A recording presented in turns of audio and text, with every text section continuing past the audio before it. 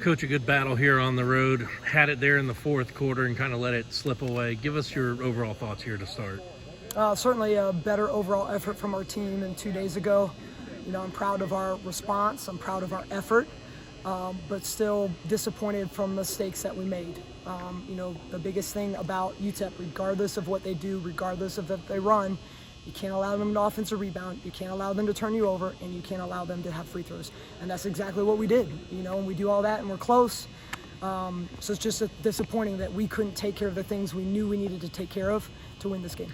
You just touched on, I was going to talk about the defense, and the defensive game plan looked great all afternoon, but just some of those mistakes you just touched on. Yeah, they made a run, we switched to our zone. In our zone, they scored on the first possession, then they went 1 for 8. But we gave up oh board. That's just not acceptable. It's not acceptable. We're not going to accept that as coaches. Our players aren't going to accept that. We're not going to have excuses of young kids or lack of depth or injuries. We have to get better about the things that we can control. Fourth quarter, we couldn't seem to buy a basket there for 2 or 3 minutes at a time. What did you see on the offensive side there late? Yeah, I thought we got some decent shots.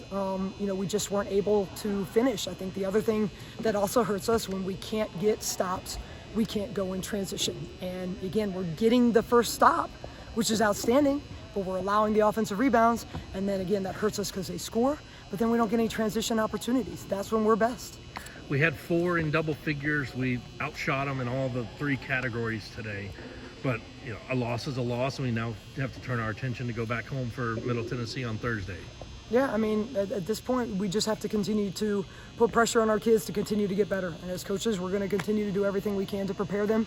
It's certainly disappointing to go 0-2 on the road, but, all we can do is focus on the process and trying to get better, and that's what we're going to do.